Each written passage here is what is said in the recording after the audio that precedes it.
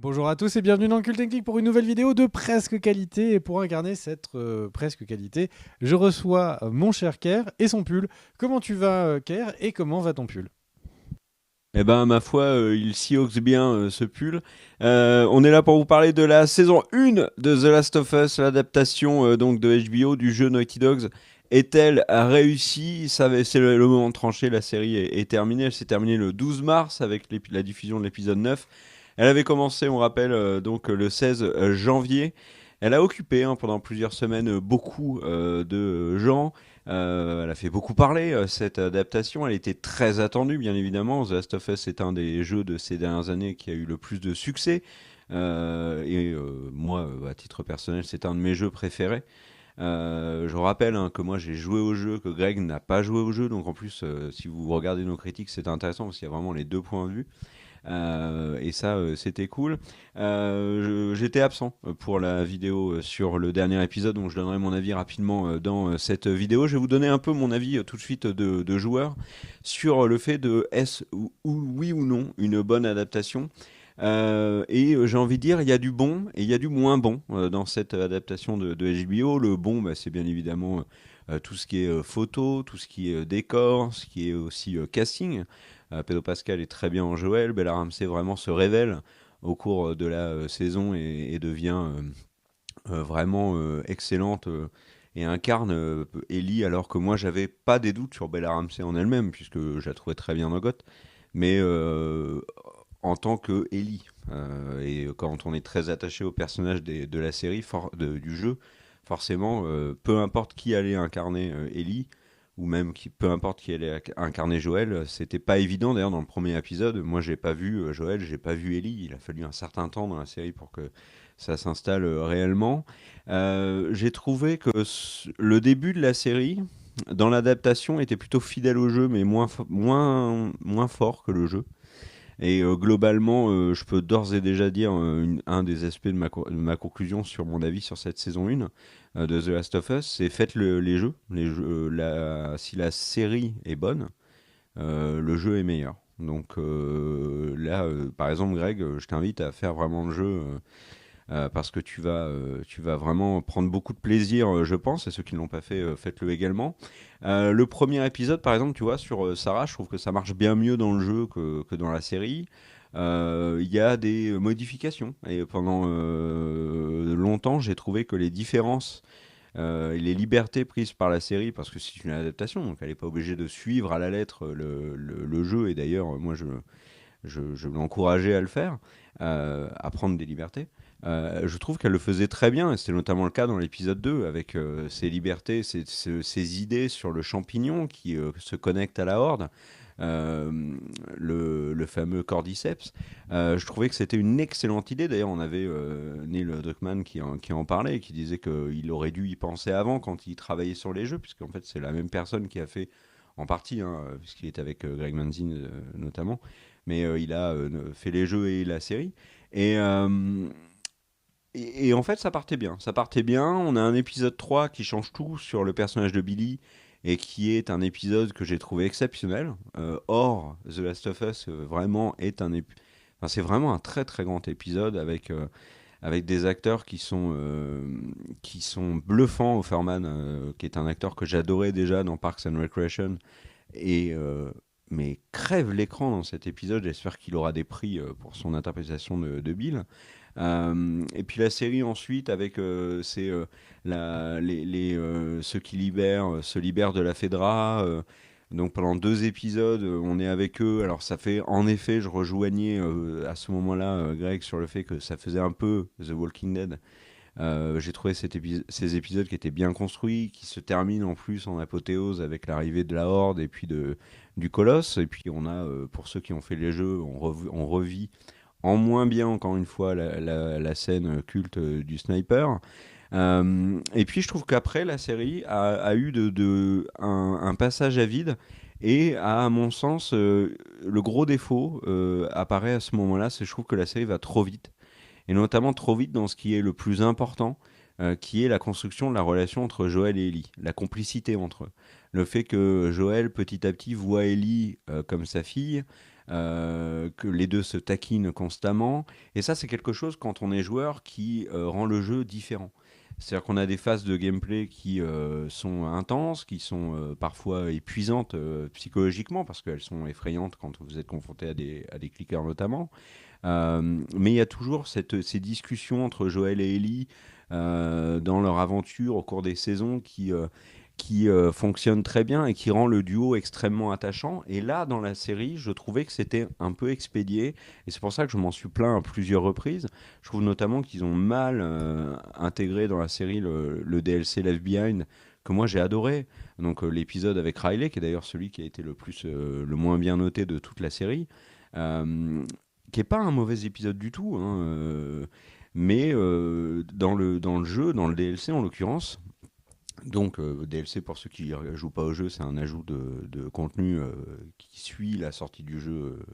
Donc voilà, c'est un bonus quoi, mais payant. Hein. Le DLC, moi je l'ai adoré. Et là, pour le coup, cet épisode m'avait un peu déçu. Et l'épisode suivant avec David, qui est quand même un élément du jeu très important, là encore, il y avait des changements qui étaient compréhensifs et acceptables. Mais encore une fois, il y avait un problème de rapidité. Et c'est quelque chose qui m'embêtait beaucoup, parce qu'il y avait cette rapidité-là, mais il y avait aussi un autre aspect qui, moi, me gênait, qui était qu'on n'avait pas assez de clickers, on n'avait pas assez d'infectés.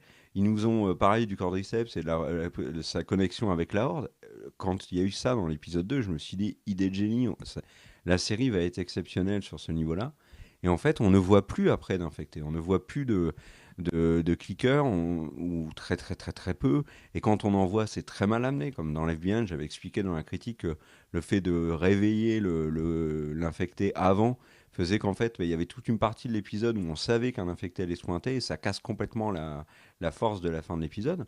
Et puis il arrive cet épisode 8, cet épisode final, pardon, sur lequel j'ai pas donné mon avis, et qui, pour le coup, règle bien des problèmes. Bien des problèmes, pourquoi ? Parce que, en fait, avec les sauts dans le temps et le début de l'épisode final, où on sent qu'il y a une vraie complicité entre Joel et Ellie, en fait, la série nous fait comprendre que c'est dans les ellipses que la relation entre les deux personnages vraiment se tisse par des choses qu'on n'a pas vues, des moments qu'ils ont vécu ensemble qu'on n'a pas vus. C'est plutôt malin. Et du coup, ça rend plus cohérent, on va dire, l'attitude de Joël dans l'épisode 9. Et là, pour le coup, en tant que joueur, j'y ai vraiment vu le jeu. Les girafes étaient là, le moment est réussi. Bien évidemment, les lucioles.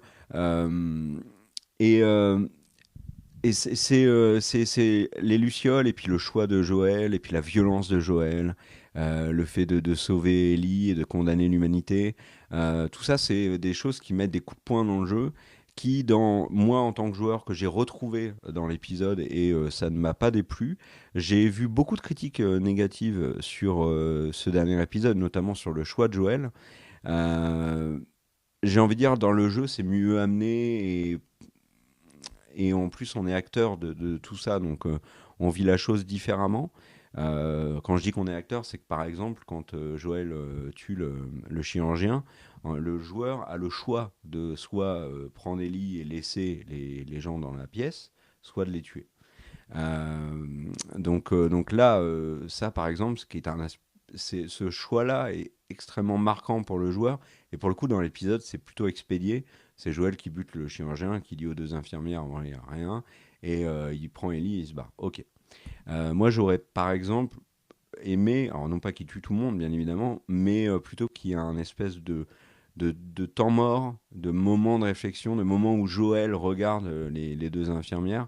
On sent une tension qui aurait énormément parlé aux joueurs, pas aux non-joueurs, mais qui aurait créé une tension dans l'épisode, qui aurait été bénéfique. Mais là, on était vraiment dans une espèce de course, de fuite en avant de Joël avec Ellie, de ce choix radical qu'il avait fait et qu'il allait mener jusqu'au bout, jusqu'à l'exécution de Marlène.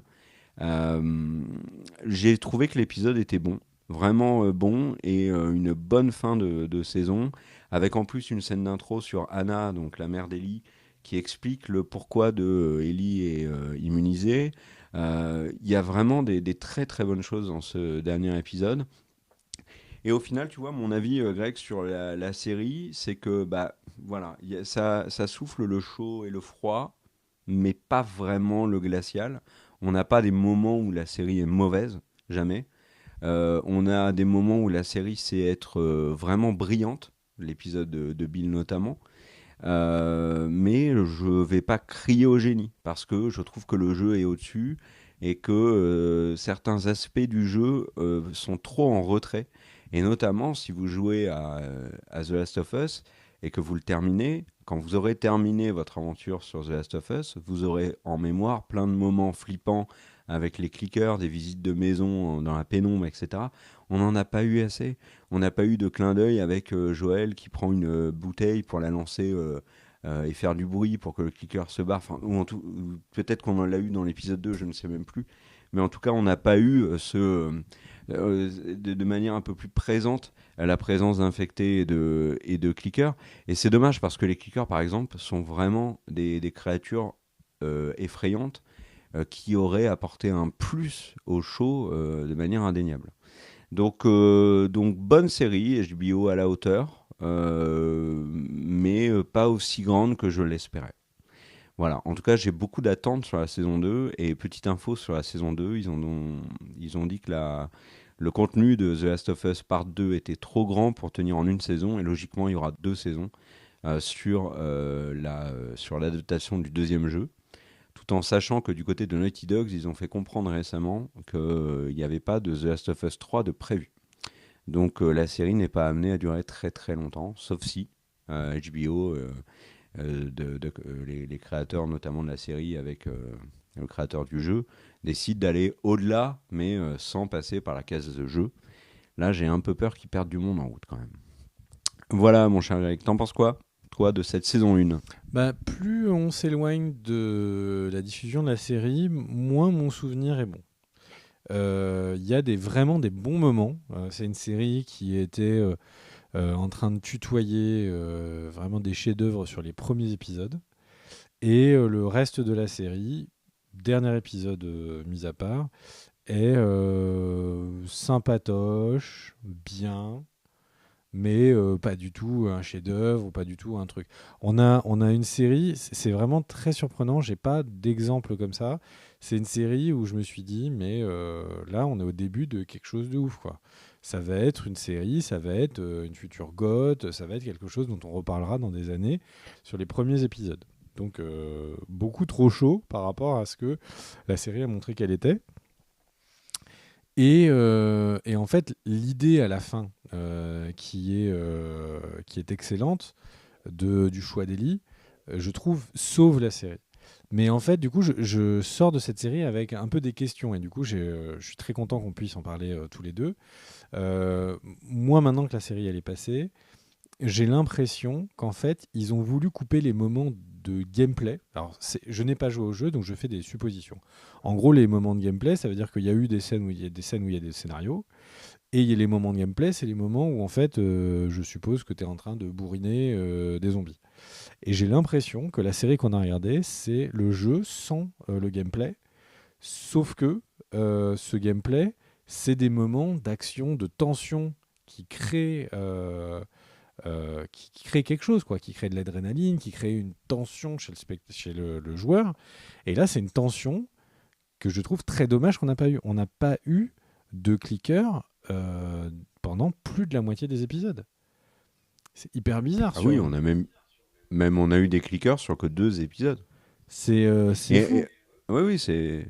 Et je te rejoins tout à fait là-dessus parce qu'en fait, l'épisode 2, moi, m'avait, outre ses innovations sur le cordyceps, m'avait vraiment plu et marqué parce que c'était une vraie adaptation télévisuelle du gameplay. C'est Joël et Ellie qui passent sous des murs, c'est Tess qui va leur tendre le bras pour qu'ils puissent passer au-dessus d'un obstacle, etc. Donc là, pour le coup, on était vraiment dans le gameplay. Puis pouf, il tombe sur un clicker, et puis voilà, on est dans une phase action, et puis ensuite dans une phase de discussion. On était dans le jeu. Et je trouvais que l'adaptation du jeu en elle-même, avec les innovations, c'était brillant. C'était brillant. Et j'avais qu'une envie, c'était de revoir ça plein de fois. Et en fait, on l'a plus en dehors de l'attaque de la Horde qui est très spectaculaire. Mais la Horde, attaque de manière tellement virulente et sans contestation possible qu'on n'est pas dans une vraie phase de gameplay, en dehors du fait que Joël va aller chercher le sniper et puis derrière jouer au sniper. Mais on n'a pas, tu as raison, ces phases de gameplay. Alors il y a plein de gens, hein, moi j'en ai parlé sur Twitter, il y a plein de gens qui m'ont dit bah c'est normal, c'est une série, c'est pas le jeu vidéo. Oui, mais Si tu veux ça le jeu voudrait dire vidéo, quoi? Ça veut dire que dans les séries qu'on regarde, dans Walking Dead, dans Mandalorian, il y a bien des moments où il y a.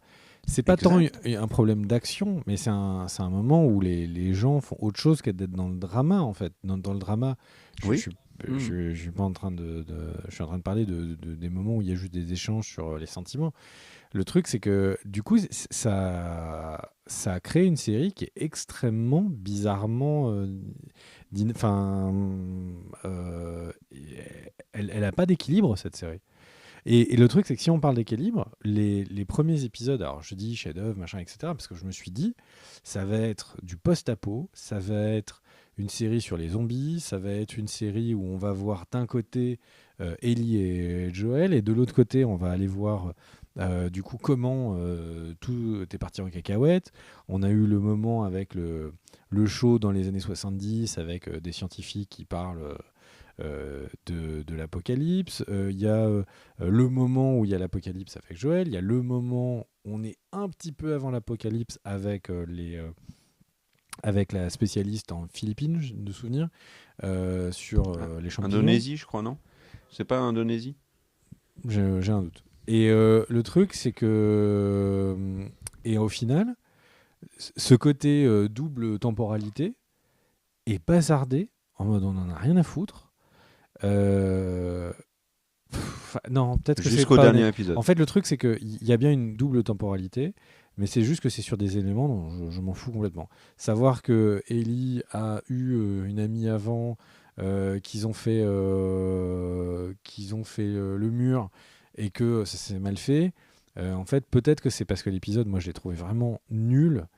Que ça m'intéressait pas, mais en gros le truc c'est que j'avais l'impression qu'on avait la méta-histoire qui allait être débloquée, enfin qui allait être vraiment dévoilée, où on allait pouvoir réfléchir, théoriser, flipper sur notre monde, comment est-ce que c'est possible qu'il bascule, etc. Et après voir le post-apo avec Ellie et Joël. Et en fait, la promesse de cette série n'est pas tenue parce que c'est pas ça, ça l'est pas. C'est pas une série sur les zombies non plus. C'est une série sur quoi? Je ne sais pas. Et du coup, c'est à force de vouloir être une série différente où on prend des libertés à chaque épisode, on parle de trucs et trucs. Euh, bah, il y a des fois c'est un succès. C'est l'épisode sur Bill, succès. Mais le reste du temps, ça fait ça fait chou plat. Et l'autre élément, et donc là, c'est ce que j'ai dit au premier épisode, et c'est ce que je te demande du coup à la fin de la première saison, je ne vois pas de différence avec Walking Dead. Et pour moi, c'est c'est un des problèmes principaux de cette série, c'est qu'en fait, elle ne propose rien de neuf par rapport à Walking Dead. Alors oui, c'est pas des zombies, c'est pas des morts vivants, c'est des infectés. Ok, j'ai compris que c'était une différence. À part ça, l'épisode Aïe. avec Ellie qui se fait récupérer par la secte, le curé, machin et tout, enfin le prof de maths évangéliste, je ne vois pas de différence dans les ressorts d'écriture avec le terminal, qui a été, encore une fois, je le dis pour moi, le pic de Walking Dead. Walking Dead a eu de nombreux pics. C'est une série qui, certes, est devenue peut-être un peu rébarbative sur les dernières saisons, à vouloir trop en faire, etc. etc. Anodine, Mais c'est une faut série quand qui, même le Walking dire. Dead, vraiment c'est une des séries les plus fortes du monde des séries. Et là, en fait, on a quelque chose qui est une espèce de version 1.3 qui est mieux. Enfin, Pedro Pascal est un meilleur acteur que ceux de Walking Dead, je trouve, mais il est tout seul. Ouais, Qu'est-ce que tu en penses, toi, de cette différence entre Walking Dead et, euh, Pour et The moi, Last of pour Us? moi, elles sont énormes. Elles sont énormes. Déjà, la qualité de The Walking Dead et l'impact qu'a eu la série, on en reparlera dans d'autres vidéos parce que c'est un sujet qui est intéressant, mais dans les faits, The Last of Us, dans sa production, dans le casting, dans la musique et tout, surclasse The Walking Dead, qui a un côté feuilletonnant, peut-être un peu plus alléchant dans ses premières saisons que peut l'avoir The Last of Us, mais sur très très vite, en fait, la série s'essouffle et en termes de Mais compare qualité, saison 1 il n'y a avec pas saison un. 1, si tu veux. Enfin, si tu as envie de comparer sur le même nombre d'épisodes, la saison 1 de Walking Dead est beaucoup plus forte que la saison 1 de The Last of Us. Peut-être à l'exception de cette fin, mais la fin L'épisode de de The Bill, Last il of n'y a, pas un Walking Dead épisode de est The fort. Walking Dead qui arrive à l'orteil de l'épisode de Bill, hein. Vraiment. Et pour moi, il y a une grosse différence avec The Walking Dead et The Last of Us. C'est que The Walking Dead, c'est vraiment des personnages Il y a perdus des bons qui et des essaient mauvais de zombies. Alors un bon zombie, bon, Attends, mais j'ai pas fini. J'ai pas fini. C'est des personnages qui sont perdus et qui errent sans but. Donc en fait, ils vont se déplacer face aux différentes menaces et subir les menaces jusqu'à la fin. Là, on a une âme perdue qui est Joël dans un monde post-apo qui a une vraie mission qui peut tout changer. Et The Walking Dead, en dehors de un moment donné où il tombe sur un mec qui dit qu'il peut avoir un antidote, etc., ou de Eugène qui fait croire qu'il il est immunisé, on a, je parlerai pas de Fear the Walking Dead, puisque Fear the Walking Dead intègre quelque chose d'autre vis-à-vis du virus. Euh, on est vraiment juste, il n'y a pas de but. C'est les mecs sont là, ils survivent, et d'ailleurs on l'avait reproché à The Walking Dead. Là, il y a un vrai but qui est très clair dès le premier épisode. Enfin, en l'occurrence, très très tôt dans le jeu, et puis plutôt fin de premier épisode, début d'épisode 2, qui est Joël, tu dois amener Ellie du point A au point B parce que elle peut sauver l'humanité. C'est ce qu'ils font, et à la fin, Joël dit bah, je suis désolé, mais le colis que je vous livre, je vais le garder, et tant pis pour l'humanité. Et ça, c'est quelque chose qui est très fort, et qui est très différent de The Walking Dead. Après, il y a des éléments des épisodes qui sont similaires à ce que nous a proposé The Walking Dead. Il y a bien évidemment l'épisode avec les frères et la communauté qui s'est libérée de la Fedra, je ne sais plus c'est dans quelle ville, peu importe. Salt Lake, non? Non, c'est pas Salt Lake. C'est Salt Lake, c'est à la fin. Bah, franchement, le truc, peu c'est que importe. tu me dis des trucs qui sont. J'ai l'impression qu'on présente deux robes blanches et on dit non, attends, il y en a une, elle est inspiration victorienne. Et l'autre, bah, c'est une robe blanche, mais elle est plutôt prémoderne. Ok, c'est deux robes Non, pas du blanches tout. qui sont deux robes à destination d'un public. Enfin, c'est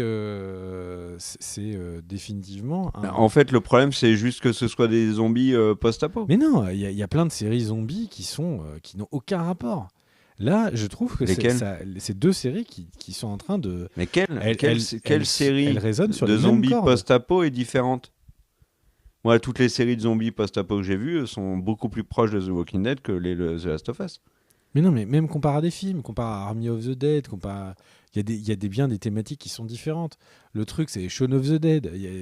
On peut pas dire que les zombies, c'est monolithique. T'as que Mais un Shaun of style the de Dead, zombie. c'est une comédie, c'est complètement Si tu différent. prends les Evil Dead, il y a quand même des zombies qui sont très différents. Là, Mais on Evil est Dead, sur c'est les pas des mêmes zombies. cordes, alors que la série Non, non, de non, non. Evil Dead, c'est pas des zombies. Evil Dead, ce sont des démons invoqués par le livre des ombres. Ça n'a rien à voir avec des zombies. c'est des films qui Non. sont sur des hordes de morts-vivants qui sont en train d'arriver. Oui, donc les films de Romero, tout ça, on est d'accord. Mais ce sont souvent sur des mêmes thèmes. C'est construit souvent de la même Mais manière. là, on a Enfin, deux voilà, instruments qui sont faits des mêmes cordes et c'est juste qu'ils sonnent pas tout à fait de la même manière. Tu me dis Walking Dead, c'est très différent de The Last of Us. The Last of Us, parce que c'est le package et qui dit non et tout. The Walking Dead, je crois que je sais plus si c'est saison 1 ou saison 2. Ils arrivent chez des scientifiques. On a l'impression qu'on va avoir des informations sur comment ça s'est passé et ils se barrent parce que un épisode. parce que le showrunner dit clairement, nous fait comprendre que le but c'est pas de savoir pourquoi. Là c'est pareil, le but c'est pas de comprendre. On a le pourquoi, mais on veut pas sauver les gens. Et en gros, Mais ne pas sauver les gens, c'est le final. oui, c'est le propos. Le truc c'est que après moi je veux pas superposer deux œuvres et tout, mais ce que je veux faire passer comme message, c'est qu'en fait la proximité que je trouve très importante entre ces deux séries qui ne sont pas séparées de 20 ans, fait que ça rajoute à ce côté déjà vu à The Last of Us, qui est dommage. On serait en train Moi, je trouve d'avoir un pas. mec qui serait dans l'espace, admettons Pedro Pascal, et un mec qui est dans l'espace, il est obligé de jamais montrer son visage parce qu'il a une armure, et il adopte un enfant qui est d'une autre espèce, verte, beaucoup plus petite, avec des grandes oreilles. Ça, c'est une histoire que j'aurais jamais entendue de Pedro Pascal, tu vois. Là, il y a vraiment un côté déjà vu qui est très déroutant quand The Last of Us sort pas 10 ans après Walking Dead. Ouais, mais pour moi, le côté déjà vu, que toi, sur lequel tu insistes, moi, je l'ai pas vu. Moi, par exemple, faisant le jeu The Last of Us, je n'ai pas pensé une seule fois à The Walking Dead. Et un des éléments, notamment, qui explique ça, c'est le fait que les infectés sont rapides, les clickers sont extrêmement dangereux. Enfin, on est très très loin du Ok, zombie bon, de The Walking très Dead. bien. Ok, donc ça, Il y a énormément de différences pour moi, autant dans la finalité que dans la manière de cheminer les choses, que la menace en mais elle-même. tu peux pas comprendre quand on te dit Euh, qu'il y a vraiment une proximité forte. ouais, mais tu veux pas comprendre quand moi je dis que pour moi il n'y a pas de proximité forte. Du coup, un joueur de The Last of Us ne va pas te dire très clairement, je connais pas un joueur de The Last of Us qui va te dire que c'est un copier-coller de The Walking Dead. Mais j'ai pas Qui va l'impression te que. dire Non, c'est mais deux robes attention, qu'on se blanches. comprenne bien. J'ai pas l'impression que le jeu est un copier-coller de The Walking Dead. Et c'est ça qui est perturbant. C'est qu'en fait, j'ai l'impression de ce que je peux voir des trailers, de ce que j'entends sur le jeu The Last of Us, j'ai l'impression que c'est son univers, c'est sa manière de faire. Et ça, c'est un truc. Mais la série, je trouve qu'elle se décale et qu'elle se décale trop du côté de The Walking Dead. Mais c'est pas, Et c'est pour c'est pas ça. grave. Ça Non, non, pourrait mais c'est être. pour ça que le. On n'est pas d'accord Non, là-dessus. mais le C'est vraiment débat pas est grave, très Pierre. intéressant parce que le truc c'est que les joueurs n'ont pas ce discours-là sur la série, mais les non-joueurs, et tu n'es pas le seul, le discours où toi tu compares The Walking Dead et The Last of Us est partagé par énormément de gens qui ont vu la série mais pas fait les jeux. Et c'est sûrement sur ce point-là que la série est défaillante. C'est-à-dire que et c'est dans le sens adaptation, c'est-à-dire qu'il y a, et c'est pour ça que je parlais qu'il y avait des forces du jeu qui ne sont pas dans la série, notamment sur les infectés, les clickers et la relation entre Joel et Ellie, c'est que dans les faits, dans le jeu, la relation entre Joel et Ellie plus infecté clicker fait que c'est le cœur du truc, tu vois pas le reste. Donc tu peux pas voir de... moi par exemple, je vais être très honnête, j'ai fait le jeu, je l'ai adoré. Toutes les rivalités que tu peux avoir avec des groupes humains ne m'ont pas marqué. Alors je me rappelle bien évidemment qu'on bute des humains, qu'on est confronté à des menaces humaines à plusieurs reprises, mais les éléments qui m'ont marqué, c'est des phases de gameplay avec le... Alors oui, il y a le sniper qui m'a marqué bien sûr, mais il y a des phases il y a les moments avec Bill, mais Bill c'est un peu à part, mais tu as surtout les moments avec les clickers, les infectés, et puis tu as la relation entre Joel et Ellie avec les Lucioles, c'est tout. T'as pas ces moments qu'on a dans la série enfin, le moment avec David, par exemple, moi, m'a pas marqué dans le jeu. Et là, il est très important dans la série. Le groupe qui se libère de la Fedra, pareil, est quand même présent dans 2 épisodes. Alors oui, ils sont aussi dans les jeux. Mais moi, ça m'a moins. C'est pas l'ADN de The Last of Us. Et en fait, l'ADN du jeu, moi, je l'ai vu dans la série parce que j'ai joué au jeu. Et toi, l'ADN du jeu, bah forcément, comme tu l'as pas fait, tu l'as pas vu. Et donc, tu t'es juste basé sur la série, personne ne peut te jeter la pierre pour ça. Et tu as vu le côté The Walking Dead. Ok. Mais moi, en tant que joueur, je peux pas te dire que c'est de robe blanche. Pas du tout. Et Moi, du en tant que coup, joueur, je vais juste te dire que c'est des thématiques qui sont proches, c'est-à-dire zombies, post-apo et compagnie. Mais voilà. et tu vois, par exemple, un truc qui aurait été très différent, c'était, on a l'impression qu'à un moment, on a des épisodes où on est en train de tendre sur le champignon, en fait, contrôle, tu vois, tous les humains. Quand il Ouais, l'épisode marche 2, ouais. sur un truc, ça Hmm. renvoie, tu sais, quand il marche sur un Ouais, ouais, décor, mais ça, ça c'est une envoie idée plein de de trucs, comme génie. s'il y avait vraiment une pensée collective. Et ça aurait Ouais. été hyper, hyper, hyper, hyper différent. Et la série, elle fait un petit pas comme ça, et ouf, elle revient et elle se Oui, mais recase ça, sur les c'est trucs. l'énorme Mais, problème de la série, hein. C'est le fait que ce point-là du champignon, qui était excellente comme idée, ne soit pas développé, soit abandonné. C'est une énorme aucune erreur. constance. Je ne comprends pas pourquoi ils ont fait ça. Aucune constance dans la série en elle-même. Et pour moi, le dernier point que j'ai noté, alors c'est en parlant avec mon prof de sport. Alors là, les gens sont choqués. Quoi? Il a un prof de sport, ça ne se voit pas. Merci. Et tu sais qu'on a le même. Et, C'est ça qui est incroyable. Les gens vont dire, non, mais là, il nous troll. ouais.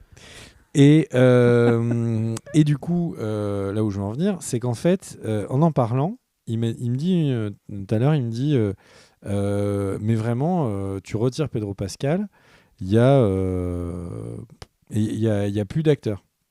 Et en fait, je me suis dit, bah non, et tout, au début, il y avait l'actrice de Fringe qui est très marquante et tout. Mais en fait, enfin, je suis d'accord avec lui. Le truc, c'est qu'il y a sur l'intégralité de la série, tu retires Joël. euh, En fait, tous les autres, c'est des seconds rôles de ouf.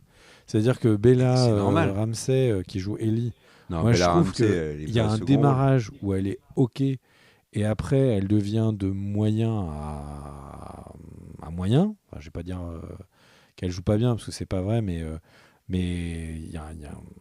elle est pas aussi charismatique. Elle ne tient absolument pas la promesse du charisme qu'elle avait dans God, ça c'est sûr. Elle est juste moyenne à médiocre, tout sur pas mal de scènes.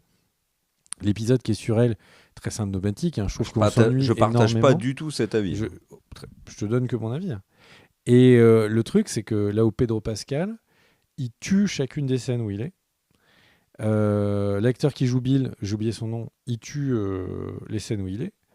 Et Nico Ferman. la nana qui était dans Fringe, elle tue, ou en tout cas, elle sait tenir la dragée haute après Pedro. Le problème, c'est que les deux autres acteurs que je viens de te citer, ils sont dans genre 10% ou 15% de la série, et c'est tout.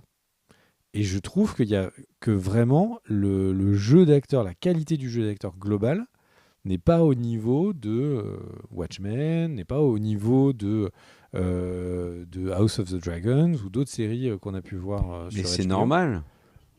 Et c'est normal. Non, je parle du En jeu fait, d'acteur, hein. Ça pourrait être un oui, mais troisième figurant, il faut qu'il soit un bon acteur. peu importe. Là, le truc, c'est que la série, se concentrant sur Joel et Ellie, qui pour moi sont tous les deux très bien incarnés, fait que les autres acteurs passent incroyablement au second plan et donc n'ont pas l'opportunité de montrer leur talent. Bah, je suis pas Là, d'accord. Mélanie Le prof Linsky, de qui maths, joue Kathleen, Lubric. elle a pas l'opportunité de montrer son talent qu'elle a montré dans d'autres séries. L'acteur qui joue Henry, donc Lamar Johnson, on le voit pas longtemps, mais il est très bon. L'acteur qui joue Perry, donc le bras droit de Kathleen, Jeffrey Pierce, il est très bon.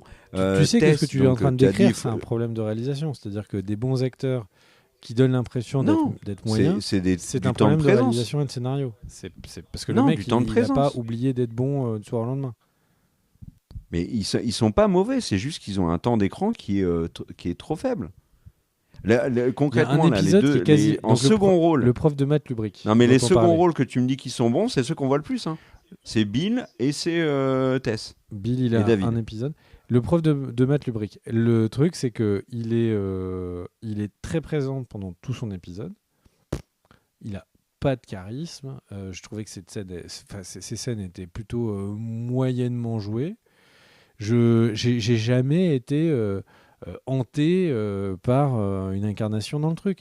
Et Pedro Pascal est bien, mais il est dans la retenue. Il y a qu'à la fin où il se lâche un peu. Je, je trouve que la série, elle n'est pas du niveau qu'elle promettait au début. Moi, je le trouve très dur avec Bella Ramsey. Je trouve qu'elle est très bien. L'actrice qui jouait Riley, qui joue aussi d'ailleurs dans le film Missing et qui jouait dans Euphoria, je l'ai trouvée Je l'ai excellente dans trouvé l'épisode. hyper nul. Et ben moi, j'ai trouvé excellente. Donc en fait, c'est une question de point de vue. C'est une question de point de vue, tout à fait. Le truc, c'est que si on en vient sur la finalité, c'est pour ça que c'est intéressant qu'on échange tous les deux. C'est que moi, j'ai commencé avec vraiment l'impression que j'allais voir quelque chose de fou. Et puis, semaine après semaine, j'ai déchanté. Par contre, avec quoi je repars? Je repars avec le dernier épisode qui prend aux tripes, qui est un épisode qui est très efficace, qui est très rapide, enfin qui est pas très long, et pourtant qui a un propos C'est même le plus court de qui la est assez saison. direct. On sent qu'il y a une idée, enfin vraiment il y a une idée, ils savent qu'elle est efficace, ils vont dessus, et c'est une super promesse pour une saison 2. J'espère juste que les trucs qui m'ont plu resteront là et les trucs qui ne m'ont pas plu seront gommés. Mais c'est une série qui est... il pourrait y avoir une vraie saison 2 qui est incroyable. C'est juste que là, il y a des épisodes entiers qu'on pourrait couper. Et ça, c'est pas un bon signe. Ouais, moi j'aurais plutôt dit qu'il y a des épisodes entiers qu'on aurait pu rajouter. Parce que pour moi, la saison est trop courte. Vraiment trop courte pour nous amener au Mais tu, cheminement tu qui est retires ce choix de l'épisode Joël. où tu vois du coup Ellie avec sa copine dans le passé là. Tu peux pas l'enlever. Tu peux pas l'enlever. Si tu l'enlèves, est-ce Tu que peux la pas. série elle est amputée de Oui, mais quelque tu chose? peux pas. Pour- Tu peux pas si tu veux respecter le jeu. Si tu veux respecter le jeu C'était dans et un DLC notamment si je la me trompe partie pas, c'était pas dans le jeu. Non, non, mais justement, s'il est dans un DLC avant la partie 2, c'est qu'il y a une raison. Alors, je vais pas te dire laquelle, mais il y a une raison. Et donc, si tu mets pas cet épisode dans la partie 2, tu fais comme Euphoria, c'est-à-dire un épisode hors série. D'ailleurs, les 2 épisodes hors série d'Euphoria sont excellents, surtout celui sur Roux. Mais dans les faits, cet épisode, tu peux pas l'enlever. Sinon, il y a un truc qui va pas au début de la partie 2. Donc en fait, Ok. le problème du DLC, c'est qu'il est mal amené, il est mal construit, comme j'avais expliqué dans la vidéo critique. Mais sa présence en lui-même n'est pas déconnante. Elle est loin d'être déconnante. C'est juste qu'il est mal ficelé. L'épisode sur Bill est un pari risqué, incroyablement maîtrisé, et qui au final donne quelque chose de très très bon. Le DLC aurait pu être la même chose s'ils avaient mieux construit cet épisode. Ils l'ont pas fait. Donc voilà.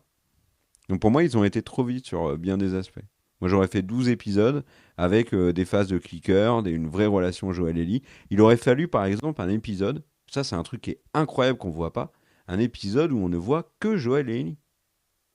On l'a même pas, cet épisode. Bon, je le mentionne histoire de le mentionner, mais je pense que ton avis l'avait couvert. Je trouve que la relation entre Joël et Ellie est trop rapide. Il nous manque 1 ou 2 épisodes dessus. Et j'aurais pas été fâché que le moment avant, avec Ellie et sa copine avant, soit résumé en 10 minutes et qu'on ait juste Joël et Ellie dans la pampa.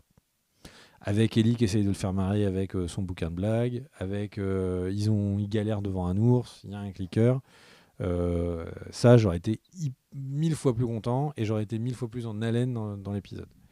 Mais bon, comme l'a montré cette critique, au final, juste pour avoir une idée, tu la notes de 0 à 20. Parce que en gros, j'ai entendu un avis que j'ai compris comme négatif et après, tu n'as fait que la défendre.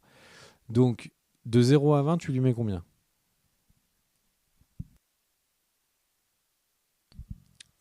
Bah, j'ai jamais noté de série de 0 à 20, mais on va dire que je vais lui mettre 16. Ok, moi je lui mets 14, Mais, 13 ou 14. mais parce que le jeu, je lui mets 19, tu vois, histoire de dire pas mettre 20, mais le jeu, Mais pour en moi, fait, le truc, c'est que ça y je est, suis amoureux du jeu. il faut. Je suis Ouais, amoureux du jeu. mais ça y est, tu vois, c'est 2 œuvres différentes. C'est-à-dire, au moment où il y a une adaptation, il faut accepter que c'est différent. C'est une œuvre Mais je l'ai dit tout de qui suite, ça. n'est pas liée, qui n'est plus liée au jeu. Ils ont Mais une t'es origine commune. forcément influencé. Dans le cadre d'une adaptation, t'es forcément influencé par l'œuvre originale si des éléments sont communs. Les Anneaux de pouvoir, ayant très peu d'éléments communs avec le Seigneur des Anneaux qu'on a vu nous au cinéma par exemple ou qu'on a lu en bouquin, fait qu'on peut avoir un regard beaucoup plus critique et beaucoup plus libéré et pas libéré totalement, mais en partie beaucoup plus. Là, c'est une adaptation qui prend quelques libertés, mais qui adapte beaucoup d'éléments de manière fidèle. Et j'avais parlé de Je suis une légende en tant qu'adaptation qui était une insulte à l'œuvre originale. Et là où je suis content, dans ta critique précédente, donc sur la vidéo précédente, et dans ce que tu as redit là, c'est que tu retiens surtout l'épisode final, et que moi, en tant que joueur, c'est vraiment le choix de Joël qui m'a mis une énorme claque, et quand le jeu s'est terminé, j'avais passé déjà un paquet d'heures dessus, extrêmement plaisant, et de grands moments, mais surtout le final, avec ce choix de Joël, te met un coup de boule. Et toi, tu le retiens, je suis content que tu le retiens, parce que moi aussi, c'est ce que je retiens. La première image, quand tu me dis le jeu The Last of Us, c'est quoi? c'est la pièce d'hôpital avec Ellie sur le lit et les 3 personnes que tu massacres. Voilà, c'est tout. Et alors après, il y a d'autres images qui apparaissent, tu vois. Mais la première image qui, moi, me revient de The Last of Us, c'est le final. Et donc voilà, bon, après, je vais pas parler de la partie 2, mais en tout cas, ils ont réussi leur fin. Et là-dessus, je suis très content. Parce que j'avais dit dans la vidéo, tu sais, la 8, que j'étais très inquiet sur le final. Au final, j'ai été rassuré. Voilà les amis pour cette vidéo critique de la saison 1 de The Last of Us. Je te laisse le mot de la fin, mon cher Greg. Et ben, le mot de la fin, ça va être en 2 parties. Le premier, ça va être subjectif. Et le deuxième mot de la fin, il est composé en plusieurs mots. C'est pas si mal. Voilà. Des bisous, on se retrouve très vite. Et en tout cas, à titre perso, moi j'ai hâte de voir la saison 2 et de voir comment est-ce qu'ils vont rebondir. Parce que là, cette saison 1, je pense qu'ils s'attendaient peut-être pas au succès que ça a été. Et Si, bien sûr que si. là, clairement, le fait de découper en 2 saisons et tout, de voir prolonger, c'est parce qu'ils se disent qu'ils tiennent quelque chose et qu'ils veulent investir autant qu'ils peuvent. Et Non, je pense pas. si c'est avec les mêmes showrunners, bah écoutez, j'espère de voir ça. Voilà. Des bisous à tous et on se retrouve bientôt. Ciao, ciao.